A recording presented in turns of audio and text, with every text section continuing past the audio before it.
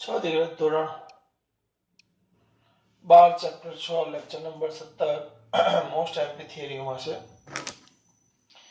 થોડુંક લખી નાખ્યું છે આમાં કે વાક્યરચના થોડીક બહુ વધારે અલગ છે. નામ છે આત્મપ્રેરકત્વ. આત્મપ્રેરણ સમજાવો, આત્મપ્રેરકત્વ સમજાવો, આત્મપ્રેરિતનું સૂત્ર. આત્મપ્રેરણ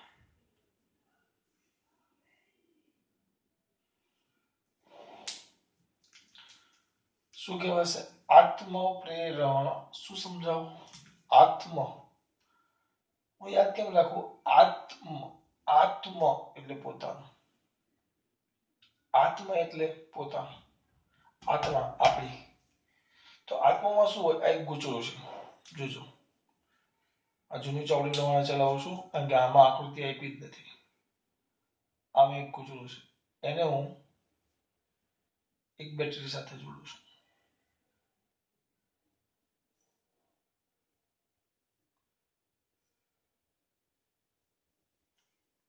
ગૂંચળું છે એને હું બેટરી સાથે જોડું. અત્યારે તમે બેટરી જો, દાખલા તરીકે આ 5 વોલ્ટની છે અથવા 10 વોલ્ટની બેટરી છે, તે 10 વોલ્ટની જ કહેવાય, એમાં કોઈ ફરક પડશે નહીં કારણ કે ચલિત બેટરી નથી, અચળ બેટરી છે, 10 વોલ્ટની બેટરી છે. જેવી તમે સ્વિચ ચાલુ કરો તો આમાંથી પ્રવાહ પસાર થાય અને જેવો પ્રવાહ પસાર થશે એટલે કૂચડું ટૂંકમાં આપણા માટે સોલેનોઇડ એ પોતે ચુંબક તરીકે વર્તે. ચુંબક અને પોતાની આસપાસ ચુંબકીય ક્ષેત્ર ઉત્પન્ન કરે. હવે હું દિશામાં નક્કી નથી કરતો, દાખલા તરીકે n છે તો s છે, તો આમ ચુંબકીય ક્ષેત્ર ગોચવું પોતે ચુંબક તરીકે વર્તે અને પોતાની આસપાસ ગોચવું પોતે ચુંબક તરીકે વર્તે અને પોતાની આસપાસ ચુંબકીય ક્ષેત્ર ઉત્પન્ન કરે. પણ અહીંયા મેં બેટરી કેવી લીધી છે? અચળ. એટલે આમાંથી જે પ્રવાહ મળ્યો, દાખલા તરીકે આ ગૂંચળું છે, એનો અવરોધ, સોલેનોઇડનો અવરોધ 10 ઓહ્મ છે. આનો અવરોધ કેટલો છે? 10 ઓહ્મ. આટલા વોલ્ટેજ, અવરોધ R બરાબર પણ આપણે 10 ઓહ્મ લઈ લઈએ. વોલ્ટેજ V બરાબર 10 વોલ્ટ, તો પ્રવાહ I બરાબર કેટલો થાય? 1 એમ્પિયર. કારણ કે I બરાબર તો V બાય R, એટલે આની અંદરથી 1 એમ્પિયર પ્રવાહ પસાર થાય છે. આની અંદરથી 1 એમ્પિયર પ્રવાહ પસાર થાય છે. પણ એ પ્રવાહ કેવો છે? અચળ, સમય સાથે બદલાતો નથી. સમય સાથે એમાં કોઈ ફેરફાર નથી થતો, અચળ છે, એમને એમ જ. એ પ્રવાહ અચળ છે, તેનું ચુંબકીય ક્ષેત્ર અચળ. એટલે આ ગૂંચળાની પોતાની ચુંબકીય ક્ષેત્ર રેખાઓ પોતાની સાથે તો સંકળાય જ. આ તો પેલા જેવી છે, આત્મપ્રેરકત્વ. ઘણી વાર ક્લાસમાં આપણે બેઠા હોય અને કોઈ દેહ ધાર્મિક ક્રિયા કરે, દાખલા તરીકે તમે જ કરો, તમે પહેલા સૌથી પહેલા આપણે કરીએ, સૌથી પહેલા એની અસર આપણા ઉપર જ થાય. ખબર કે નહીં? આત્મા પોતે જ બાયોલોજીકલ ગેસ છોડો, તેની અસર સૌથી પહેલા આપણા પર જ થાય. કેવું છે? આત્મા. એટલે કે આણે પોતે ચુંબકીય ક્ષેત્ર ઉત્પન્ન કર્યું, તો એ ચુંબકીય ક્ષેત્ર એના પર તો અસર કરે જ, એના ઉપર તો અસર કરે જ, કારણ કે એ ક્ષેત્ર આને તો અસર કરશે જ. પણ અત્યારે પ્રવાહ, વોલ્ટેજ અચળ, એટલે પ્રવાહ કેવું છે? અચળ. તો આનું ચુંબકીય ક્ષેત્ર અચળ, એટલે આ ગૂંચળા સાથે સંકળાયેલી ચુંબકીય ક્ષેત્ર રેખાઓમાં કોઈ ફેરફાર થતો નથી. પાઠના શરૂઆતમાં જ વાત કરી, થિયરી આ વખતે સિલેબસમાંથી કાઢી નાખેલી, તેમ છતાં મેં ચલાવેલી છે કે શરૂઆતમાં જ વાત કરી કે પ્રેરિત EMF ઉત્પન્ન કરવા માટે કમ્પલસરી ફ્લક્સમાં ફેરફાર થવો જોઈએ. ચુંબકીય ફ્લક્સ એટલે ગૂંચળા સાથે સંકળાયેલી ચુંબકીય ક્ષેત્ર રેખાઓ બદલાવવી જોઈએ. સૌથી પહેલી આપણે આ વાત કરેલી કે ભાઈ ગૂંચળા સાથે સંકળાયેલી ચુંબકીય ક્ષેત્ર રેખાઓ મસ્ટ બી બદલાવવી જોઈએ. તો અહીંયા આ જે ગૂંચળું છે એની ક્ષેત્ર રેખાઓ એમને એમ જ છે, કારણ કે પ્રવાહ બદલાતો નથી. પણ હવે હું આ અચળ બેટરીના જગ્યાએ અહીંયા ચલિત બેટરી લઈ લઉં તો ચલિત બેટરી એટલે કે જેના વોલ્ટેજ બદલાય. જોજો, વોલ્ટેજ બદલાય તો વોલ્ટેજ બદલાય, આ બદલાય તો સ્વાભાવિક છે. ચલો આમાં હવે શું થશે? જોજો, V બદલાય, V બદલાય, V બદલાય, વી બદલાય, વી બદલાય તેને કારણે પ્રવાહ આઈ બદલાય, આઈ બદલાય તો આઈ બદલાય તેને કારણે ગુચરામાં ઉત્પન્ન થતું ચુંબકીય ક્ષેત્ર બી બદલાય, બી બદલાય તો ગુચરા સાથે સંકળાયેલું ફ્લક્સ ફાઈ બદલાય અને ફ્લક્સ બદલાય આપણે ભણી ગયા ફ્લક્સ બદલાય ગુચરા સાથે સંકળાયેલી ચુંબકીય ક્ષેત્ર રેખાઓમાં ફેરફાર થાય તો ગુચરામાં પ્રેરિત પ્રેરિત શું ઉત્પન્ન થાય ઈએમએફ ફાઈ બદલાય આના કારણે શું બદલાય ફાઈ બદલાય, ફાઈ બદલાય તો ફ્લાય બદલાય તેના કારણે પ્રેરિત ઈએમએફ પ્રેરિત થાય, આટલી વસ્તુ થાય. ઈએમએફ કેવું થાય પ્રેરિત થાય એ બધી ખબર શું પ્રેરિત થાય ઈએમએફ સૌથી પહેલા ફ્લક્સ બદલાય એટલે વી બદલાય, વી બદલાય તો આર બદલાય, આર તો સોરી ફિક્સ જ છે જો પહેલા આત્મ મેં યાદ કેમ રાખ્યું આત્મ એટલે પોતાનું,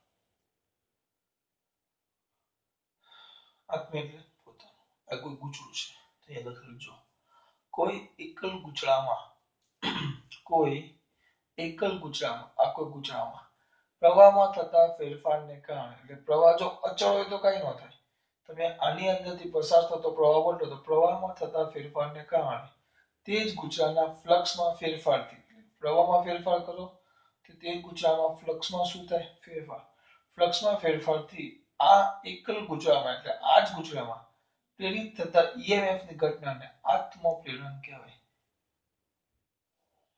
બસ પતી ગયું ઘટનાને આત્મપ્રેરણ કહે છે. બહુ મસ્ત વસ્તુ આ વિધાન બહુ લાંબુ હતું છે એકદમ ટૂંકમાં મસ્ત લખ્યું છે આ લોકોએ.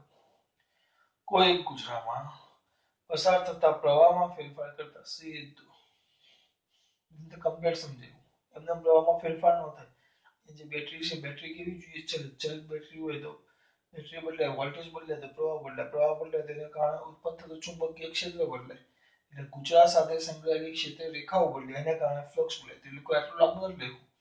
કોઈ એકલ ગુચરામાં પસાર થતા પ્રવાહમાં ફેરફારને કારણે પસાર થતા પ્રવાહમાં થતા ફેરફારને કારણે તે જ ગુચરા સાથે સંકળાયેલા ફ્લક્સમાં શું થાય છે ફેરફાર આખું લોજિક મેં તમને સમજાવ્યું કે પહેલા કેવું હતું ખાલી એક જ ગુચરું લે પણ ચલિતના જગ્યાએ અચળ બેટરી લ્યો તો એ બેટરી પોતે જ બેટરીના કારણે પ્રવાહ પસાર થાય ચુંબકીય ક્ષેત્ર ઉત્પન્ન થાય પણ એ ચુંબકીય ક્ષેત્રની ક્ષેત્ર રેખાઓ એ ગુજરાત સાથે સંકળાય પણ એ ક્ષેત્ર રેખાઓ બદલાતી નથી ટૂંકમાં ચુંબકીય ફ્લક્સમાં કોઈ ફેરફાર થતો નથી એટલે એમાં પ્રેરિત ઈએમએફ ઉત્પન્ન થાય નહીં. તો પ્રેરિત ઈએમએફ ક્યારે ઉત્પન્ન થાય કે આ એકલ ગુજરાત છે એની સાથે એની એકલ ગુજરાતમાં પસાર થતા પ્રવાહમાં ફેરફારને કારણે એટલે પ્રવાહ બદલાય તો એની સાથે સંકળાયેલા ચુંબકીય ફ્લક્સના ફેરફારથી આ ગુજરાતમાં પ્રેરિત ઈએમએફ ઉત્પન્ન થાય થવાની ઘટનાને આત્મપ્રેરણ કહેવાય. આત્મપ્રેરણ આમાં આપ્યું નથી પણ જૂની ચોપડીમાં હતું આ ઘટનાને આત્મપ્રેરણ કહેવાય. પ્રેરિત થતા ઈએમએફ ને આત્મપ્રેરિત ઈએમએફ શું કહેવાય આત્મપ્રેરિત ઈએમએફ કહેવાય. અહીંયા સુધી ચલો હવે કહી દઉં આટલું ક્લિયર થવું જોઈએ. ફરી પાછું આ મેન છે આમાં ભૂલ ન થવી જોઈએ. કોઈ એક ગુચરું છે તો એકલ ગુચરામાં પસાર થતા પ્રવાહમાં ફેરફારને કારણે તેની સાથે સંકળાયેલા ચુંબકીય ફ્લક્સમાં ફેરફારને કારણે એક ગુચરામાં પ્રેરિત શું ઉત્પન્ન થાય છે ઈએમએફ. કયો કયો ફેરફાર પ્રવાહમાં થતો ફેરફાર ફ્લક્સમાં ફેરફાર અને ગુચરામાં પ્રેરિત ઈએમએફ એને કહેવાશે આત્મપ્રેરણ. આત્મપ્રેરણ બરાબર. હવે કઈ દે આના અંદર કેટલા આટા છે n આટા જો હવે અહીંયા પૂછી નાખીએ ભલે બાજુમાં લખ્યું છે અહીંયા લખતો જઈશ.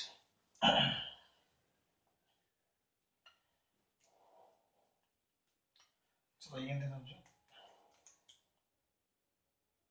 એક આટા હોય એક આટા સાથે સંકળાયેલું ફ્લક્સ ફાઈબી છે તો n આટા છે તો n આટા સાથે સંકળાયેલું ફ્લક્સ કેટલું થાય n ફાઈબી. એક આટા સાથે ચુંબકીય ફ્લક્સ કેટલું છે ફાઈબી તો n આટા સાથે 5 એટલે ફ્લક્સ અને b એટલે મેગ્નેટિક માટે ચુંબકીય ફ્લક્સ માટે 5b આપ્યું છે ધ્યાન રાખજો. એક મિનિટ બેટા પાણી બેટા પાણી.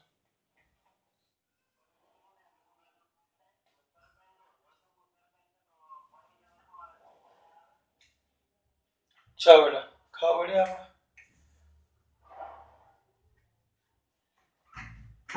એક આટો હોય તો એની સાથે સંકળાયેલું ફ્લક્સ ચુંબકીય ફ્લક્સ ફાઈવ એન આટા સાથે સંકળાયેલું ચુંબકીય ફ્લક્સ એન ફાઈવ બરાબર. એક આટામાં કેટલું કીધું 5b, એન આટામાં કેટલું થયું એન 5b.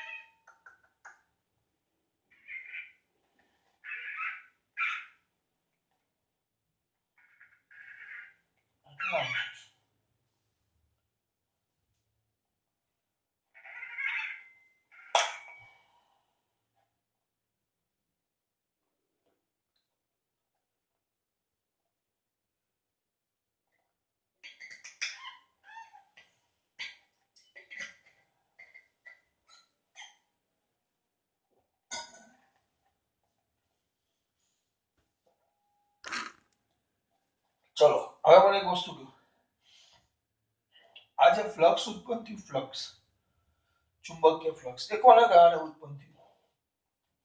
મેં પહેલા લખાયું જુઓ, પહેલા v બદલાય તો i બદલાય, i બદલાય તો b બદલાય, b બદલાય તો ફ્લક્સ ફાઈ બદલાય, b બદલાય તો ફાઈ બદલાય બરાબર. તો આમ લીગલી જોવા જાવ તો આપણે એમ કહેશું સર ફાઈ છે એ i અથવા તો v ના કારણે બદલાવાનું એમ કહેવાય. આપણે ધ્યાન કોને લેશું i માં થતા ફેરફારને કારણે. તેમ લખાશે આ જે ફ્લક્સ છે આ ફ્લક્સમાં થતો ફેરફાર. શેમાં થતો ફેરફાર? ફ્લક્સમાં થતો ફેરફાર એ તેમાંથી પસાર થતા પ્રવાહના કયા પ્રમાણમાં હોય? સમપ્રમાણમાં. જેટલો પ્રવાહ આ ફ્લક્સ જે ઉત્પન્ન થયું એ પ્રવાહના સમપ્રમાણમાં પ્રવાહ વધે તો ફ્લક્સ શું થવાનું છે? વધવાનું છે. તો અહીંયા મુદ્દો લખો જો એના કારણે ગુજરાત સાથે સંકળાયેલું ફ્લક્સ એ ગુજરાતમાંના વિદ્યુત પ્રવાહના કયા પ્રમાણમાં હોય? સમપ્રમાણ. અગત્યની વાત છે આ સમપ્રમાણમાં હોય.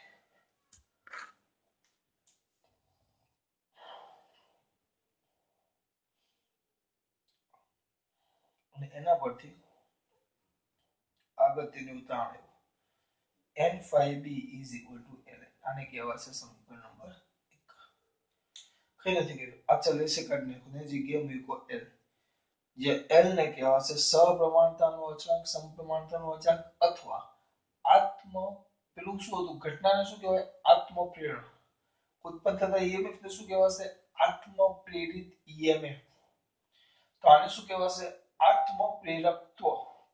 ગુજરાતનું આત્મપ્રેરકત્વ અને ગુજરાતનું આત્મપ્રેરણ અચળાંક. આત્મપ્રેરણ ઘટના માટેનો અચળાંક છે જેને નામ આપ્યું આત્મપ્રેરણ અચળાંક. આવી ગયું n5. ખબર પડી?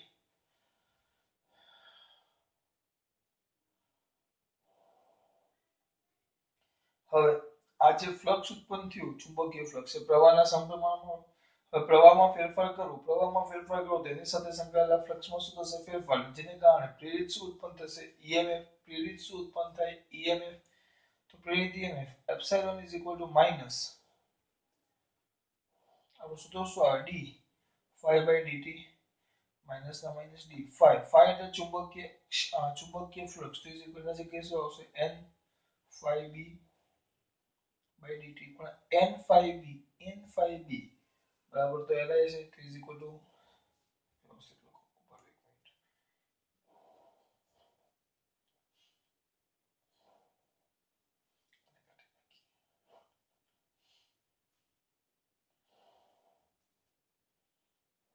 ફરી પાછું ક્યાં હતું પહેલા બોલો માંથી માથું ચડ્યું છે. ક્યાં હતા આપણે કે ધારો કે n આટા છે પસાર થતો પ્રવાહ I છે સંકળાયેલું ચુંબકીય ફ્લક્સ કેટલું છે n5b. તો n5b ચુંબકીય ફ્લક્સ છે તેમાંથી પસાર થતા પ્રવાહના કયા પ્રમાણમાં? સમપ્રમાણમાં. તો વ્યવસ્થિત લખશો તો n5b is equal to li. ક્યાં? જ્યાં l ને શું કહેવાશે? ગુજરાતના આત્મપ્રેરણ નો અચળાંક અથવા આત્મપ્રેરકત્વ. આત્મપ્રેરકત્વ આત્મપ્રેરણનો અચળાંક અથવા આપણે આજ કહેવાનું ગુજરાતનું આત્મપ્રેરક તો કહેશું. આ થઈ ગયું સમીકરણ નંબર 1. હવે જો હવે ખાસ પ્રવાહમાં ફેરફાર કરતા ગુજરાત સાથે સંકળાયેલા ચુંબકીય ફ્લક્સમાં ફેરફાર થશે, જેને કારણે તેમાં શું ઉત્પન્ન થશે બેટા? પ્રેરિત EMF. તો પ્રેરિત EMF epsilon is equal to minus d phi, phi એટલે n phi B by dt. કિંમત મૂકી દે તો minus d n phi B એટલે li એની જગ્યાએ બાય ડીટી. એલ અચળ છે minus L di by dt. આ થઈ ગયું તમારું પ્રેરિત EMF. બાજુમાં જે તમારું સમીકરણ નંબર કયો બેટા? 2. એટલે આમ આત્મપ્રેરિત EMF ગુજરાતમાં વિદ્યુત પ્રવાહના કોઈ પણ ફેરફારનો હંમેશા શું કરે? વિરોધ. આ ઋણ નિશાની દર્શાવે જે લેન્સના નિયમની હાજરી સૂચવે. આ ઋણ નિશાની એટલે ગુજરાતમાં જે વિદ્યુત પ્રવાહનો ફેરફાર થાય એનો વિરોધ કરે. આ EMF એ ડીઆઈ બાય ડીટી એટલે વિદ્યુત પ્રવાહમાં થતા ફેરફારની વિરુદ્ધ દિશામાં. આ એપ્સિલોન પ્રેરિત EMF અહીંયા ઋણ શું દર્શાવે કે એલ તો અચળ છે આપેલા ગુજરાત માટે, આપેલી પરિસ્થિતિ માટે યાદ અચળ, પણ ડીઆઈ બાય ડીટી, આ ડીઆઈ બાય ડીટી એટલે વિદ્યુત પ્રવાહમાં થતો ફેરફાર જે થાય એના કરતા પ્રેરિત EMF વિરોધ છે. એટલે એનો મતલબ શું થયો? ઊંધું હોય. ઊંધું એટલે એનો મતલબ શું? એનો વિરોધ કરે છે. એ જ વસ્તુ દેખો. આત્મપ્રેરિત EMF એટલે એપ્સિલોન એ ગુજરાતમાં વિદ્યુત પ્રવાહના કોઈ પણ ફેરફારનો હંમેશા શું કરે છે બેટા? તેથી એપ્સિલોન અને આઈની કરારનો તફાવત વચ્ચે માઇનસ એટલે કયા તફાવત કેટલો થાય? પાઈ. આ તફાવત કેટલો થાય? પાઈ રેડિયન. હવે અહીંયા ધ્યાન આપજો. આટલો ભાગ મોટો હોવો જોઈએ.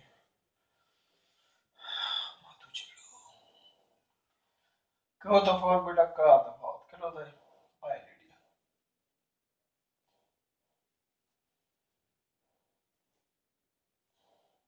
ચાલો અહીંયા ધ્યાન આપજો. હવે હું શું કહી દે પતી ગયું. પાછળ શું આવશે? કોઈ પૂછવું હોય એકલ ગુચડામાં ગોખવાનું નહીં, રિવિઝન. એકલ ગુચડું છે, એકલ ગુચડું.